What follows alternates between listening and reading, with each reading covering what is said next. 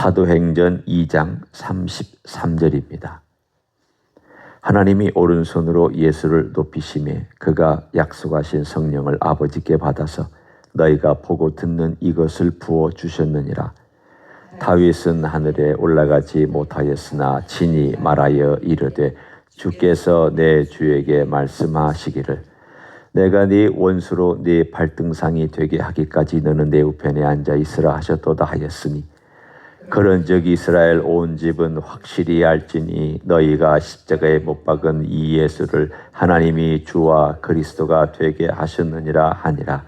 그들이 이 말을 듣고 마음에 찔려 베드로와 다른 사도들에게 물어 이르되 형제들아 우리가 어찌할꼬 하거늘 베드로가 이르되 너희가 회개하여 각각 예수 그리스도의 이름으로 세례를 받고 죄 사함을 받으라. 그리하면 성령의 선물을 받으리니 이 약속은 너희와 너희 자녀와 모든 먼데 사람 곧 주 우리 하나님이 얼마든지 부르시는 자들에게 하신 것이라 하고 또 여러 말로 확증하며 권하여 이르되 너희가 이 배역한 세대에서 구원을 받으라 하니 같이 읽습니다. 그 말을 받은 사람들은 세례를 받음에 이날의 신도의 수가 3,000이나 더하더라. 아멘. 이렇게 3,000명의 유대인들이 참 예수 그리스도 이름으로 세례받고 교회 일원이 되었다는 것이 참 기적적인 일이죠. 제일 안 믿을 것 같은 사람들을 만약에 뽑으라고 한다면 무슬림들 아닙니다. 유대인입니다. 유대교회에 있는 유대인들. 지금도 제일 예수 그리스도를 받아들이기 어려워하는 사람들이 누구냐? 무슬림 아닙니다. 회당에 나가는 유대인들입니다. 그만큼 유대인이 예수 믿는 것은 우리가 흔히 표현하듯 정말 하늘의 별 따기입니다. 그만큼 어려운 일이 성령의 역사로 말미암아 일어나고 있다는 것은 또 이런 일이 앞으로도 있을 수 있다는 것을 우리들에게 암시해 주는 사건입니다. 오늘 이 사건을 보면 어떻게 해서 이렇게 놀라운 성령의 역사를 대변할 수 있는 용기 있는 베드로가 되었느냐? 베드로 어떤 사람이었습니까? 용감하게 보이지만 비겁한 사람 아닙니까? 장담한 사람이지만 배반한 사람 아닙니까? 의리가 있는 사람 같지만 의리가 어디 있습니까? 자기 목숨 앞에서는 헌신짝처럼 그냥 내던지고 도망간 사람 아닙니까? 이런 베드로와 제자들이 오늘 2장의 사건을 보고 그가 설교하고 있는 내용을 들으면 이 사람이 그 사람이냐고 라고 말할 정도로 변했습니다. 12사도는 사실은 다 순교한 것입니다. 우리는 반모섬에 갇혀서 나중에 요한계시록을 받고 거기서 굶어 죽은 요한 사도를 보면서 사람들이 계기를 합니다. 그 사람 빼고 다 순교했다고. 그렇지 않습니다. 그 사람도 순교한 것입니다. 왜냐하면 잡혀서 거기 가서 굶어 죽었으니까 순교한 거죠. 12명 다 순교했습니다. 도망 다니던 그 12명이 물론 마띠아는 나중에 들어온 사람이지만 그도 도망갔겠죠. 따라다니다가. 어떻게 해서 이렇게 용감한 순교자가 되고 증인이 되었느냐. 오늘 우리가 읽은 본문의 바로 앞에 보면 32절에 이 예수를 하나님이 살리신지라 우리가 다 이 일의 증인이로다. 여기서 이 증인이란 말이 나중에 순교자란 말로 바뀌었습니다. 증인이란 그 헬라어 단어는 순교자란 말하고 똑같은 용어가 됐습니다. 그 말은 무슨 뜻이냐면 이 예수 그리스도를 증거하기 위해서 자기 목숨을 바쳐서 증인으로서의 삶을 살았던 사람들이 순교하는 것은 당연히 그럴 수 있다. 그건 마땅히 그렇게 또 돼야 한다. 모든 사람이 순교해야 된다는 거 아닙니다. 그러나 순교가 다가왔을 때는 그렇게 받아들일 수 있다. 그게 증인의 삶입니다. 어떻게 해서 그런 증인의 삶이 될 수 있었느냐? 두 가지 요인입니다. 첫째는 예수 그리스도 그분께서 부활하신 다음에 40일 동안 직접 나타나셔서 제자들을 만나고 가르치셨습니다. 구약에 말씀한 모든 내용이 나를 가리켜 얘기한 거고, 나의 고난을 가리켜 얘기한 거고, 나의 부활을 가리켜 얘기한 거고, 그래서 예수님께서 직접 나타나셔서 그냥 야 나다, 내가 그리스도야 라고 말만 하셔도 되는데 왜 성경의 구약에, 그들에게는 그 당시 구약밖에 없었으니까 구약에 있는 그들의 말씀을 가지고 이게 나를 가르쳐 얘기한 거다, 구약에 기록되어 있다, 이 말씀이 그 뜻이다, 왜 이렇게 설명을 해주시고 깨닫게 해주셔야 됐습니까? 왜 그렇습니까? 그것은 하나님의 약속의 성취로 내가 왔고, 또한 하나님의 약속은 여전히 살아있으며 이루어진 것이 있지만 앞으로 이루어질 것이 있다는 것을 주님은 확증하면서 보여주시기 위해서 계속 설명해 주셨습니다. 나를 향한 걸 들어봐라. 하나님은 이런 분이시다. 그리고 내가 이 땅에 온 것은 바로 이런 목적 때문에 왔다. 그리고 나는 이것을 실제로 다 이루었다. 바꾸어 얘기하면 이론과 실제가 일치되었던 이야기를 해주신 것입니다. 우리의 삶에도 이론이 중요하잖아요. 원리가 중요하죠. 이런 원리 저런 원리로 사람이 살아가는 것, 그것을 우리는 일반적으로 그 사람이 인생 철학이 있냐 없냐 이렇게 묻잖아요. 난 되는 대로 삽니다. 그러면 그게 인생 철학이 있는 거예요. 되는 대로 사는 게 인생 철학인 거예요. 저는 이런 원리를 가지고 삽니다. 그럼 그 사람의 그게 철학이죠. 하나님께서 말씀하시는 하나님의 철학이 있어요. 제가 굳이 철학이란 말을 쓴다면 하나님이 어떻게 하시느냐? 난 이렇게 일한다.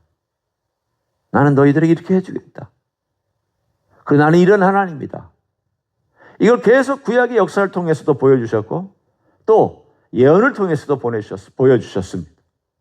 주님께서 말씀하신 것이 뭐냐? 단순히 선지자들의 예언만 말씀하신 게 아닙니다. 이스라엘 역사 전체가 다 누구를 가리키고 있느냐를 가르쳐 주셨습니다. 나를 가리키고 있다는 거예요. 이스라엘 역사 전체가. 단순히 예언서에서 이사야서에서 있고 에레미야서에서 있고 요엘서에서 있고 그러한 부분적으로 있는 것이 아니라 전 성경이 예수 그리스도를 가리키고 있다는 것을 말씀해 주셨습니다. 그게 나다. 그 성경이 나를 가르쳐 얘기한 것이다. 그러면 제자들이 유대인들에게나 또 성경을 읽는 모든 사람들에게 말씀할 때에 지금 예수님 안 보고 있잖아요. 여러분이나 저는 예수님 본 적 없습니다. 그러면 성경을 들어서 얘기를 해줘야죠. 구약을 봐라. 예수님 얘기야. 이 구약의 전체의 이야기는 예수님을 향하고 있다.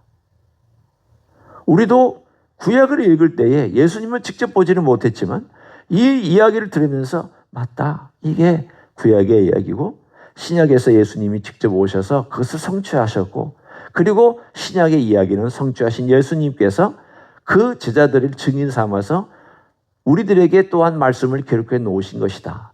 그 증인들이 베드로고 그 증인들이 요한이고 그 증인들이 사도 바울이고 그 증인들이 오늘 우리에게 이 말씀을 해주고 있는 사람들이다. 주인공이 누굽니까?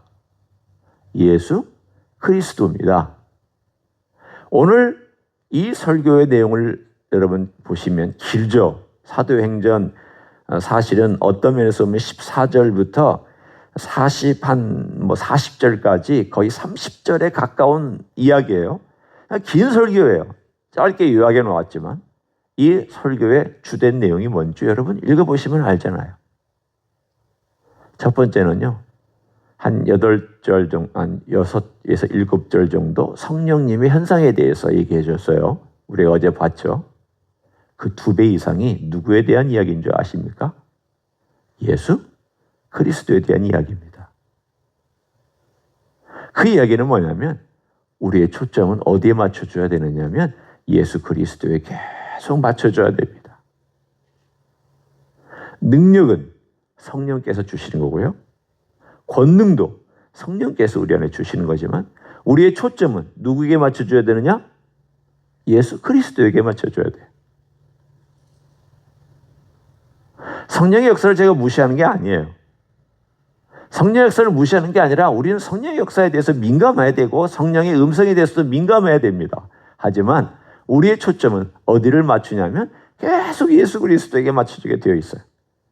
오늘 그 이야기를 다시 33절부터 그 한 부분을 이렇게 얘기를 합니다. 이 예수를 하나님이 살리신지라 우리가 다 일의 증인이로다. 33절 하나님이 오른손으로 예수를 높이시매 그가 약속하신 성령을 아버지께 받아서 너희가 보고 듣는 이것을 부어주셨느니라. 결국 성령의 오심은 누구가 보내서 오신 것이냐면 예수님이 보내서 오셨다. 그러면 이 성령께서 이렇게 강력하게 역사하고 있다고 하는 것은 무엇을 의미하고 있느냐? 예수님께서 어떤 권위를 가지신 분이고 어떤 분이냐? 너희들 알아야 된다. 그런데 이분이 어떤 분이냐? 여기에 다윗을 인용했고요. 그리고 특별히 36절이 핵심입니다. 가장 중요한 구절입니다. 그런즉 이스라엘 온 집은 확실히 알지니 너희가 십자가에 못 박은 이 예수를 하나님이 주와 그리스도가 되게 하셨느니라. 주와 그리스도가 되게 하셨느니라.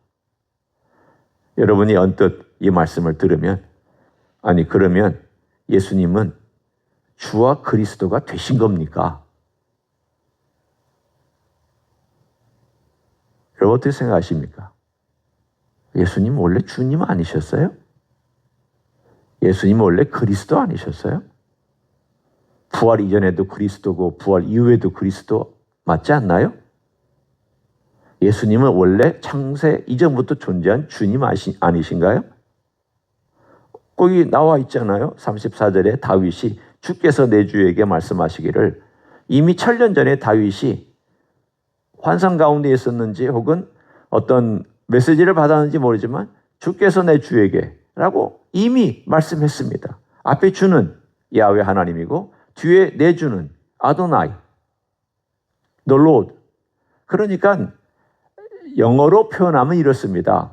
캐피털로 L, O, R, D 다 캐피털로 쓰면 야훼를 번역한 거고요. L 그냥 앞에 있는 것만 캐피털 L 하고 O, R, D 소문자로 있는 것은 그냥 주예요. 마스터예요.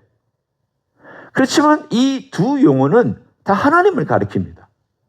그런데 하나님을 가리키는데 주께서 내 주께 여기서 주는 야훼 하나님께서 나 마이 마스터에게 이런 뜻이에요.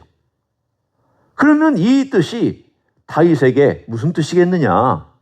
다윗의 자손인데 이분은 원래 하나님이었다. 원래 주님이었다. 원래 마스터였다. 다윗의 마스터였다. 다윗의 마스터는 누군데요?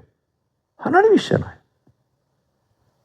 그런데 오늘 본문에 말씀하기를 하나님이 주와 그리스도가 되게 하셨다. 여기서 이게 무슨 뜻이라는 말입니까? 이것은 예수님이 육체를 가지고 낮은 자리에 내려오셨다가 올라가셔서 그분이 원래 그 영광과 존귀함을 회복하셨다는 것을 말씀하고 있습니다.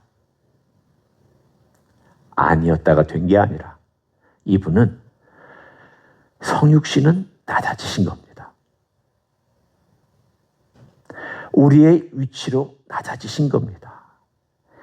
시편 나오는 것처럼 잠시 동안 못하게 하시다가 잠시 동안 인간처럼 천사보다 낮은 자리까지 그분이 낮아지셔서 잠시 영광을 보려 하시고 인간같이 인간으로서 이 땅에 사시고 이 땅에 영광과 존귀와 이런 것들을 누리시지 아니하고 왕으로 권력을 행사하지 아니하고 그리스도로 자기 자신을 통치하지 아니하시고 하나님으로 사람들에게 명령하지 아니하시고 인간으로 이 땅에 와서 섬겨주시고 인간으로 이 땅에 와서 우리를 위해서 십자가 지시고 이 땅에 와서 인간으로서 우리를 위해서 죄 담당하시고 인간으로서 우리를 위해서 죽으신 그 이야기를 바탕으로 하나님께서 그분을 이렇게 되게 하셨다 이야기예요.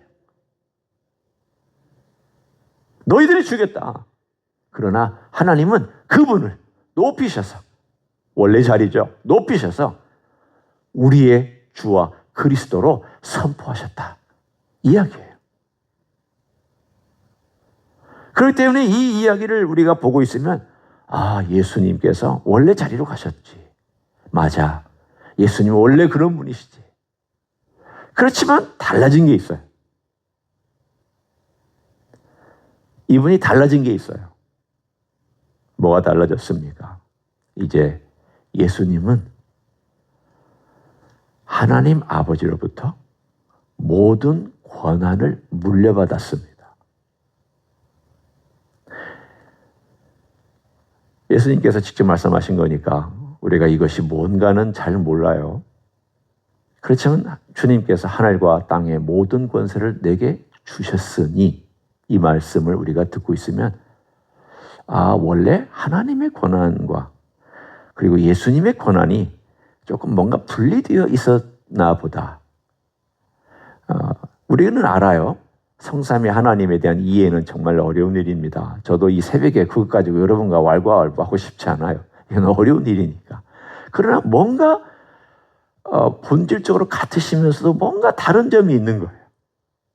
이걸 다 이해는 못하지만 하나님 아버지의 권세를 예수님께서 다 받으셨어요. 그런 점에서 달라지셨고요. 두 번째, 우리와의 관계가 달라지셨습니다. 우리를 위해서 죽으셨죠. 우리를 위해서 부활하셨죠. 지금도 우리와 같은 육체지만 그러나 부활의 육체를 갖고 계시죠. 지금도 십자가의 흔적을 갖고 계시죠. 지금도 옆구리의 흔적 갖고 계시죠. 그러니까 하나님이시면서도 육체를 갖고 있는 하나님이세요. 여러분 잘 생각해 보셔야 돼요. 하나님이신데 육체를 지금도 갖고 계시는 하나님이세요. 예수님은 영만이 아닙니다. 원래는 예수님은 영이셨습니다. 육신을 입으시기 전에는 영이셨습니다. 그런데 이제는 존재 양식이 달라졌어요. 부활의 몸을 영원히 갖고 그 부활의 몸으로 하나님이시면서도 인간이시고 인간이면서도 하나님이신 이 묘한 이해할 수 없는 존재로 우리의 가족의 으뜸이 되어 주셨습니다. 왜 그렇게 되셨느냐? 여러분과 저 때문이에요. 여러분과 저를 사랑해서 오셨고 여러분과 저를 사랑해서 십자가 지셨고 여러분과 저를 사랑해서 부활하셨고 여러분과 저를 사랑해서 지금 통치하시고 여러분과 저를 사랑해서 지금 준비하고 계세요. 다시 우리를 데리러 오시려고. 그래서 뭐 하시려고? 우리도 주님과 같은 존재로 만들어 주시려고. 여러분 이게 놀랍지 않으세요? 이 아침에는 별로 놀랍지 않으신 것 같아요. 이게 놀라운 일이에요, 여러분. 여러분이 하나님처럼 된다는 게 이게 놀라운 일 아니에요. 지금은 실감나지 않죠. 육신도 약하고 때로는 생각하는 것 보면은 너무 인간적이고 유치하고 생각도 유치하고 감정도 유치하고 행동하는 것도 유치하고 이런 거 생각하면 내가 하나님처럼 된다는 게 믿어지지가 않아요. 실제로 믿어지지가 않아요. 그러나 그렇게 해주시겠다고 약속하셨잖아요. 그래서 성령님 우리에게 약속의 보증으로 주셨잖아요. 내 말이 사실이다. 성령님이 널 도울 거다. 너희 안에 내려와서 너와 이들과 함께 할 거다. 그리고 이 모든 것들을 내가 다 완성할 때까지 성령님이 또한 너희 안에서 계속 너를 지키시며 인도해 주실 거다. 그리고 언젠가 우리가 함께 이 말씀을 듣는 그 일이 일어날 것입니다. 그 말씀은 뭐냐면 베드로 후서는 이것을 그렇게 멋지게 표현해 놓았습니다. 1장 4절, 베드로후서 1장 4절 결론으로 읽어드립니다. 이로써 그 보배롭고 지극히 큰 약속을 우리에게 주사 이 약속으로 말미암아 너희가 정욕 때문에 세상에서 썩어질 것을 피하여 신성한 성품에 참여하는 자가 되게 하려 하셨느니라. 여기서 신성한 성품은 제가 언젠가 설교 때 한번 얘기한 적이 있죠. 개역 성경에는 신의 성품이라고 되어 있습니다. 그게 더 원래의 뜻에 가깝습니다. 여기서의 뜻은 신의 성품에 참여하게끔 하셨다. 바꿔 얘기하면 우리로 하여금 하나님처럼 만들어 주시는 그 일을 이미 시작하셨고 언젠가 완성하실 텐데 그 완성하는 날이 우리도 부활의 몸을 입고 주님처럼 주께서 주와 그리스도가 되셨던 그 놀라운 일이 우리 때문에 그런 선포가 된 겁니다. 믿는 우리 때문에. 그렇게 안 하셔도 되는 분이 그렇게 하신 것은 믿는 우리를 그렇게 만들어 주시려는 하나님의 계획, 예수님의 실행, 성령님의 도우심, 이 모든 삼위일체 하나님의 작품이 여러분과 저인 줄 믿습니다. 이런 놀라운 하나님의 은혜 안에서 기대하시고 살아가는 여러분 되시길 예수님의 이름으로 간절히 축원합니다. 기도하겠습니다. 하나님 감사합니다. 우리를 위하여 이 땅에 오신 예수님 감사합니다. 하늘 영광 버리시고 낮은 인간이 되셨습니다. 우리처럼 먹고 마시고 걸어 다니시고 사셨습니다. 가르치셨습니다.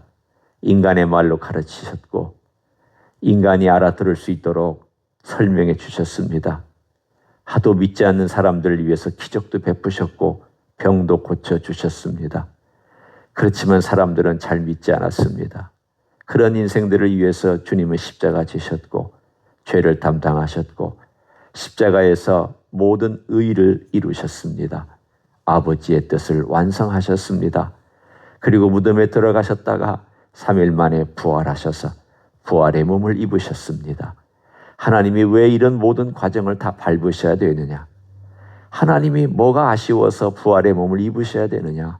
그럴 필요도 없는 분이 왜 그렇게 하셨어야만 했느냐? 우리를 사랑해 주셨기 때문이고 지금도 우리를 사랑하시기 때문인 줄로 믿습니다. 이 모든 것 우리를 위하여 행하신 걸 감사합니다. 우리의 구세주가 되시고 우리의 구주가 되시고 우리의 주인이시며 주시며 그리스도이시며 왕이신 것을 감사합니다. 우리 안에 새 일을 이미 행하셨고 언젠가 그리스도의 몸처럼 만드실 그날을 기대하면서 살아갑니다. 그날이 올 때 우리도 주님과 같은 몸을 입고 영광스러운 가운데 주님과 함께 멋진 날, 멋진 곳, 멋진 경험, 멋진 그러한 일들을 경험하게 될 줄로 믿습니다. 그런 날들을 기대하며 살아갈 수 있도록 축복하여 주시옵소서. 이제는 우리 구주 예수 그리스도의 은혜와 하나님 아버지의 극진하신 사랑과 성령 하나님 교통하심의 역사가 오늘도 우리 주님께서 어떤 분인 줄 알고 주님께서 왜 이 땅에 오셨으며 왜 부활하셨으며 왜 승천하셨으며 지금도 주의 하나님의 보좌 우편에서 통치하시며 우리를 데리러 오시는지를 알고 그런 주님 앞에 더 가까이 더 사랑할 줄 알고 더 고백할 줄 아는 삶을 살기를 소원하는 이 자리에 참여한 모든 종들 위에와 주임지 이스교회 위에와 이민교회들과 한국교회들과 선교사님들 위에 이제로부터 영원히 함께 하실지어다. 아멘.